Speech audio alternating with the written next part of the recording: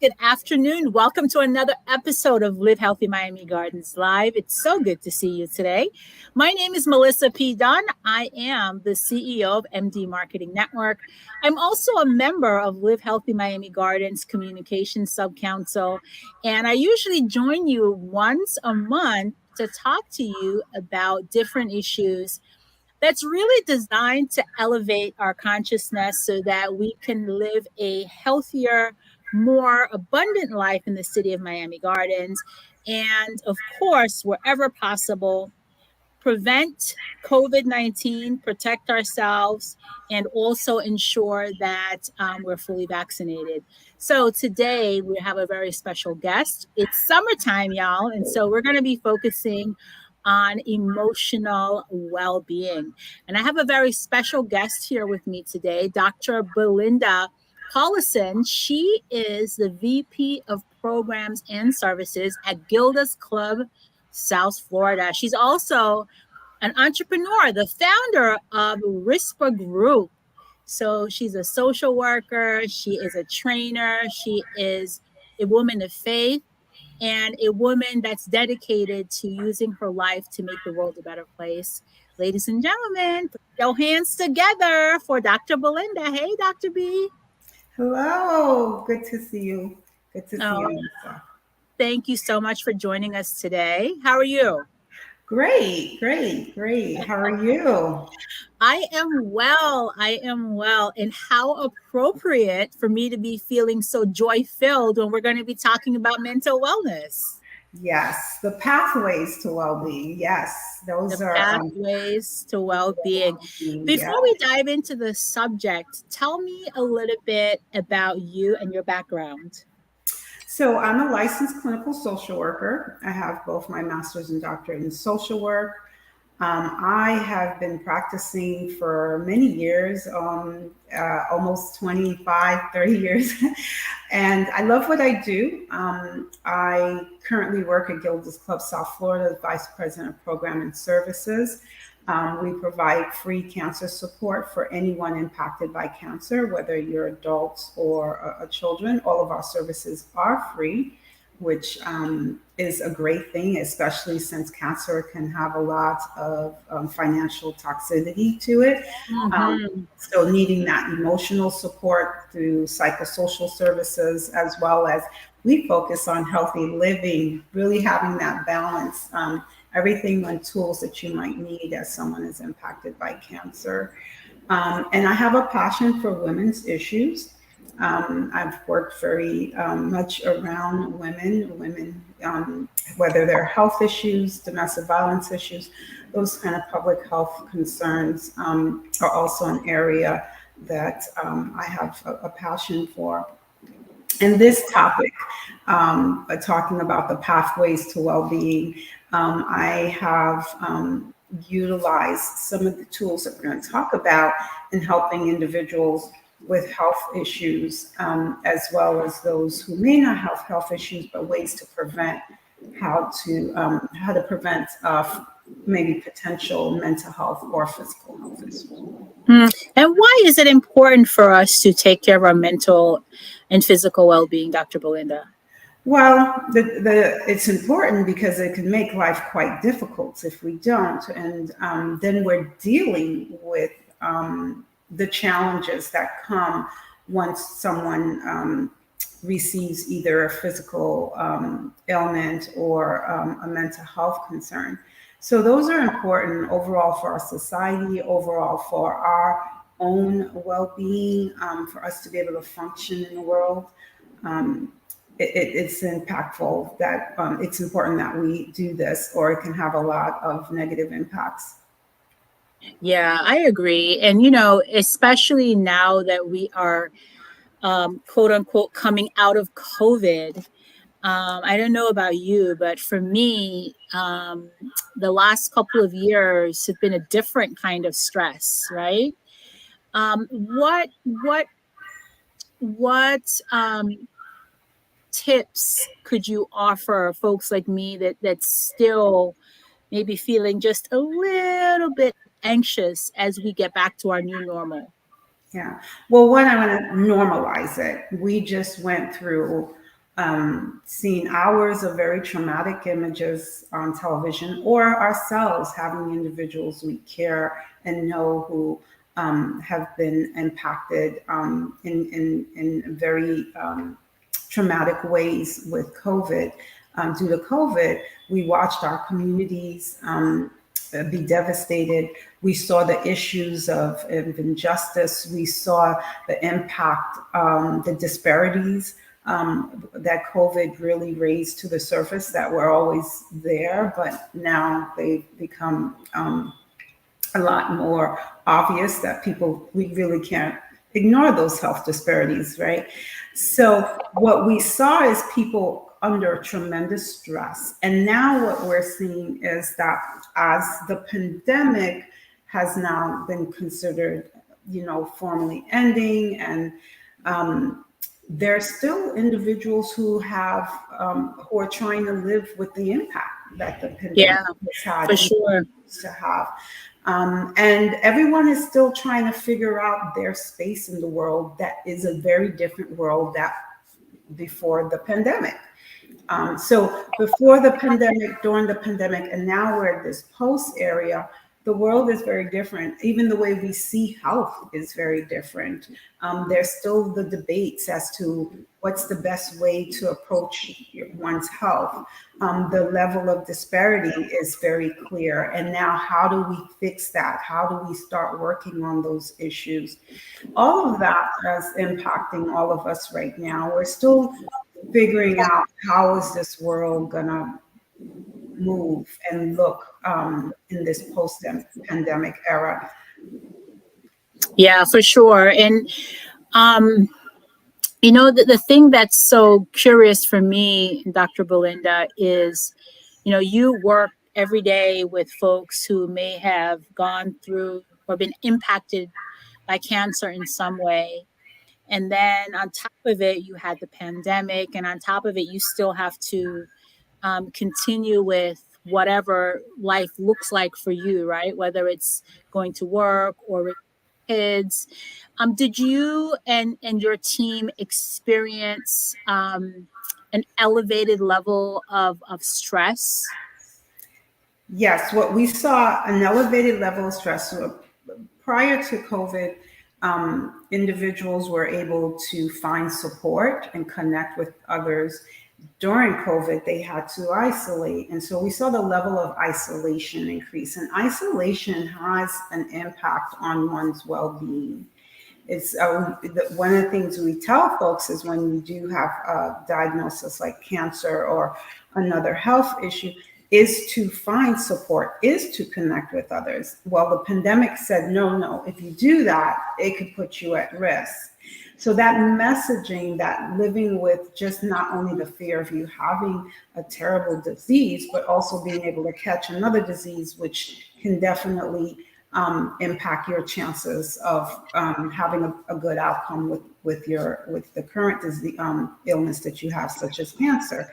So we saw those concerns, and then it's just what has happened is people started adapting and have adapted to that life of being home, secluding yourself, that kind of quarantine world that one created. Then all of a sudden, the world is going back, and everybody is going back, except for there's a group of individuals where going back was just not that simple.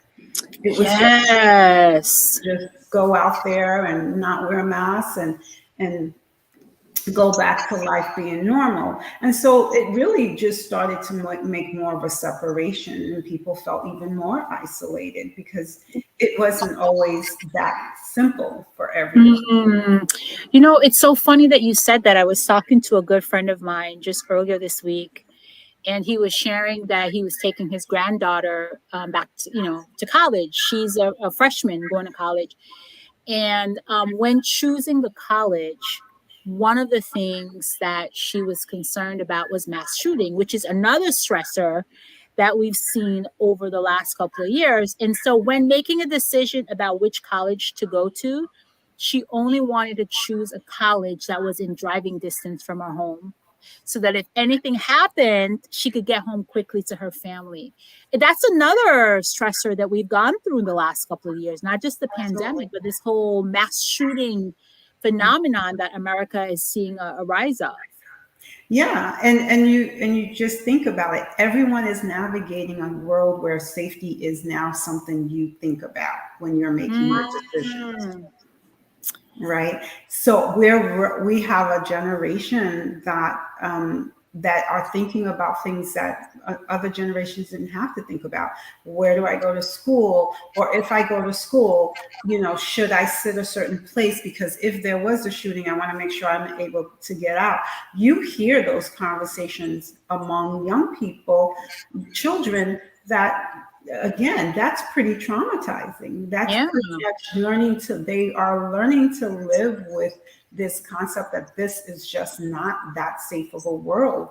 And that just doesn't go from one neighborhood versus another. We've seen mass shooting in all types of neighborhoods. And so we know that we see people are living in a much more stressful time, and feel a little bit of overwhelming, and they're experiencing things that create this very traumatic response to the current environment we lived in post-pandemic.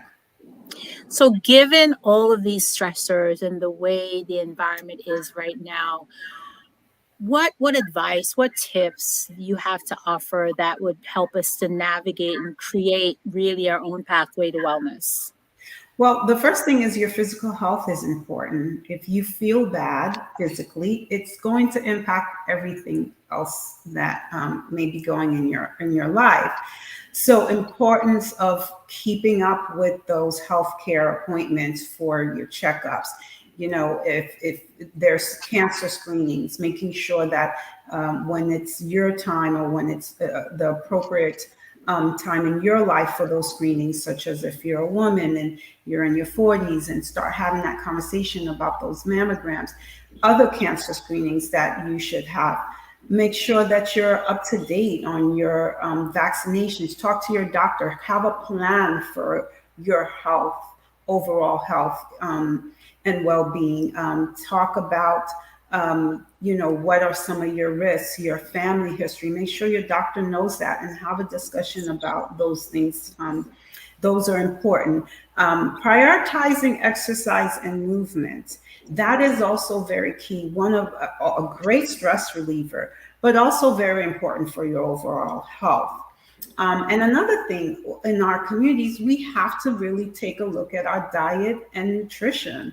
Having a plan, I always tell people, yes, I plan what I'm going to eat for the week, because if I don't, it's easier to go pick up anything that's convenient. But when you eat well, you feel better. We have people who are saying, well, I have just, I forget, I have a cloudy thinking. And when you look, they may have a high diet of, greasy, high fats, high sugar. All of those things will have an impact on how you think and how you feel. And so it's important to really talk to your doctor, really look and about eating well, and really get moving and doing something that's physically active, that you enjoy. As long as you don't have a health reason not to, then it should be something that you can make as a priority in your plan. The other thing is our mental and emotional well-being. I believe in mental wellness and mental health checkups. Just like you go to a doctor for a checkup, check yourself. There's things that are signs, and some people just think it's just, I'm in a bad mood, it'll pass. But if you notice that, you're feeling a little bit more sadder than usual, or you're having a lot more worry than usual, then it's okay to talk to a professional and get just a checkup, see how things are going, and someone to just talk to. A lot of companies have EAPs. Sometimes that's what you can use as a checkup for 1 or 2 sessions. But a mental health checkup, how are things going for you? How are you sleeping? How are you getting enough rest? Are you feeling that you're managing stress well? If you start feeling like overwhelmed, if you feel like you're being forgetful because you're having trouble focusing and concentrating, try to make sure that just as you would prioritize your physical health, that you're prioritizing as well as your mental health. Do the things that will help support that. Mindfulness practice, relaxation, but stress management is very important, especially during these times of the post-pandemic era. And then the other thing is our social well-being. The pandemic, created this isolation, quarantine, and for a while that was what was necessary for our health and then the well-being of others. But connecting with others who are positive, connecting with others who have shared values are important. Join organizations and clubs. If your faith is something that's important, reconnecting with our person. So many people lost connection with their place of faith, but being able to get back into those things, finding hobbies, book clubs. But that's important for reducing that isolation that many of us experienced during COVID, and then an opportunity to get us back. And then the fourth final thing is purpose meaning. When you have if your hands are doing something that's important, that is purpose and meaning, ways to give back to your community, ways to make that difference, it will help you. Meaningful work, volunteering opportunities, finding new goals by serving others. Very important things that will help one in their path to well-being and maintaining that well-being. And I love that. Those are all such powerful, powerful tools. And, for me, connection and service always lifts my mood. And, the other thing that works for me too, Dr. Belinda, is getting out in nature. Mm. So, the last couple of days, I've been feeling an elevated amount of stress, just with daily life and busy schedule, etc. And I found myself not waking up my normal time, which is I usually am up really early and I spend time with myself. But for the last, maybe I would say 3 weeks, I noticed that I'm not going out to exercise. I'm not, catching the sunrise. And I woke up this morning and I said, you know what? Let me just be intentional about my joy. And so I woke my niece up and we went to the beach and we caught the sunrise. Mm-hmm. And I watched her play in the ocean and I watched her pick up shells and she splashed water on me and I splashed water on her, laughing again. And that filled me with so much joy. My stress level immediately went down. It was so powerful. Yeah, you make a great point. A couple of things you said. You had a routine, and when you leave your routine, and that's the great thing with when you establish a healthy routine, it balances you. You have a balance in your life. But what happens is once we move away from those routines that are healthy, that incorporate our health and well-being, then we go out of balance. And when we go out of balance, then we feel the stress, then we feel those tensions. And it's so great that you have that insight to say, hey, I've moved away from what I know works and I need to get back there. And the other point about nature, the great thing about nature is being able to breathe in that fresh air. Mm-hmm. It's so powerful. But connecting with nature is a way of connecting with ourselves. It brings us Yes. Oh my gosh, I can see that. right, because when we are in all other environments, we're connecting with everything else that influence us. Yeah. But when we're in nature, this is us down to the core of who we are. It connects us to that. It connects us to also all that is possible. It connects us to all that is possible. Mm-hmm. And so it is one of the places for me, going to the beach or taking walks is one of the things Yes, that helps inspire me. for sure. It's very, it's a way to lift me up and inspire me, and it connects me back to the core of who I am and want to be. Yes. And that ability that we see creation, we see ourselves being creative in that natural environment as well. I come up with the best ideas in nature. And the other thing too that helps me is sometimes taking a road trip, like taking a drive where I'm literally in the car by myself for like 40 minutes or more. And that's when I listen to inspirational music or my favorite sermon or my favorite podcast, and just allow my mind to release. Mm-hmm. Mm-hmm. That's really helpful for me as well. And I can imagine, for and just kind of shift the gear a little bit to women. Not to say that women are the only ones that take care of our kids, because hopefully that's not the case for a lot of women, right? But Right. in some cases it can be. But now that kids are out of school, Mm-hmm.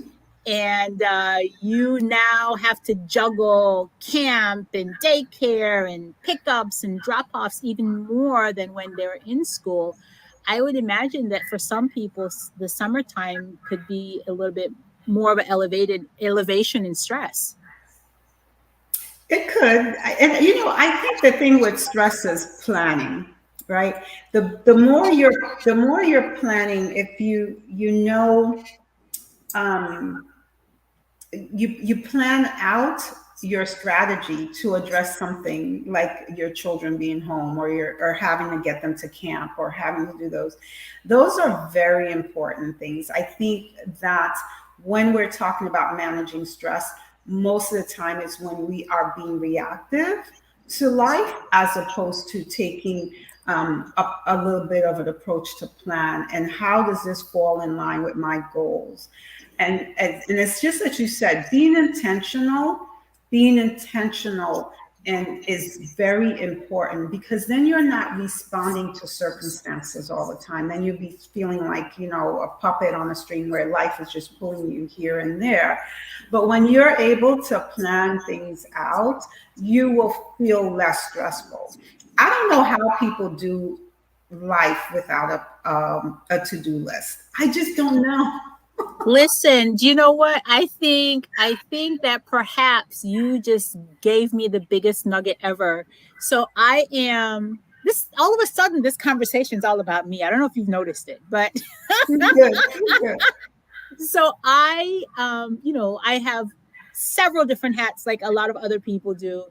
But a hat that I don't typically wear is a hat of a caregiver, like in the home. And Mhm. so I have my niece that's with me for a couple of weeks. And so I think what you just said about planning is perhaps the thing. Because I think the first week that she came, I went to the supermarket and we were up early and I was trying to keep my routine and I was fixing. And then by this week, I'm like, okay, we got to stop at McDonald's and get lunch. And that's because I didn't keep planning during the week. I mean, like on the weekend. Right. Like a Yeah. bulb went off a while ago. Well, I'll tell you, and especially with children, if you don't plan, you'll end up spending more money and eating bad. Yeah. Oh my gosh. It's more than normal. Yeah, yeah, yeah. But So in her company, and she's filling me with so much joy. they're Uh, so much fun. yeah. So I, I my, can when my empathize. grandchildren come over, I have a plan. But I do ask them for what would you like to do? Let's plan it out, and we'll plan out together what we Okay. do. But those are things that I realize that when we're stressed, generally it's because we either have falling out of a routine, a routine that has worked and has been good for us, and we don't have a plan, and that can be very stressful. Oh my gosh, that's so good. That is so good. Either you have what do you call it? Veered away from your Fair healthy way. routine, or you fail to plan. Hmm. Powerful. See, that is why you are Dr. Belinda. I You're learned Dr. Belinda. from my own life. I tell Oh, people, I you know, love it. yeah, staying balanced. When people talk about balance, I always say, well, if you are in line with living your values, living with your purpose, and have your plan, and you have a routine, you have part of your routine is because you do have a plan, right? Mm-hmm. Then you will feel balanced. You will feel more happy. You will more likely have that healthy lifestyle balance where you're not working so many hours that you are burnt out and fried at the end of each day.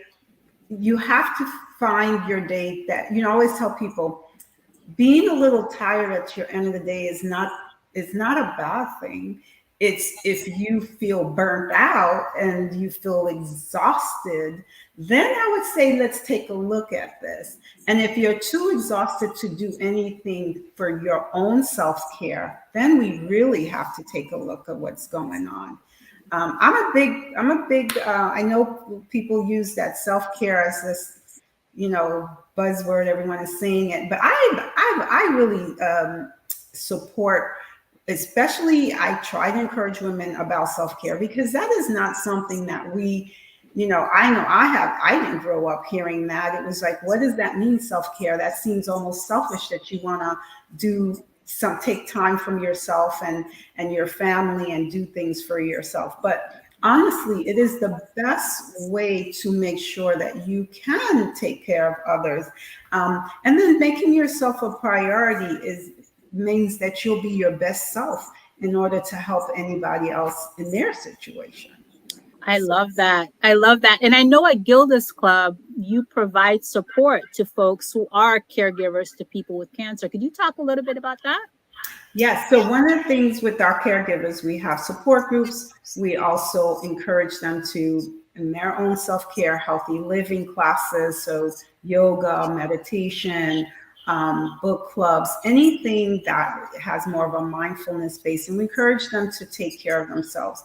Taking care of someone you love impacted by cancer is wonderful. And it's something that, as much as, folks find themselves in that situation, they want to do and want to help their loved ones. And sometimes they think that means they need to neglect themselves. And that's not what we encourage. We encourage that you take care of yourself so that you can be a better caretaker. And also, we know that one person gets ill, another person getting ill as well isn't going to help the situation. So we really emphasize and provide a lot of the resources for caretakers to take care of themselves so they can be better at caretaking. Man, I love that. And I'm so grateful for all you and your team does in the community, Dr. Belinda. Thank you so much for your service. And I'm really grateful that you were able to come here today and share with us some really valuable tips. Do you have any final words of wisdom? Well, thank you for having me. And I hope everyone, no matter what path in life comes your way, that choosing to do what needs to be done to stay healthy, both taking care of your physical and emotional well-being is important. You are worth it. You're important to someone, and we are grateful that we've had this opportunity to talk with you today. And if you ever need us at Gilda's Club South Florida, our information is on the bottom of the screen. Please give me a call. And if you've seen this show, please ask for Belinda, and I will gladly make it a point to meet you. Wonderful. Thank you so much, Dr. Belinda. I appreciate your time and your expertise. Thank you guys so much for joining us for this episode of Live Healthy Miami Gardens Live, where we are committed to your well-being. You can always reach us at livehealthymiamigardens.com. We are indeed your source of trusted local healthcare resources. Thank you again for joining us. And remember, be well, take good care of yourself, everyone. Good day.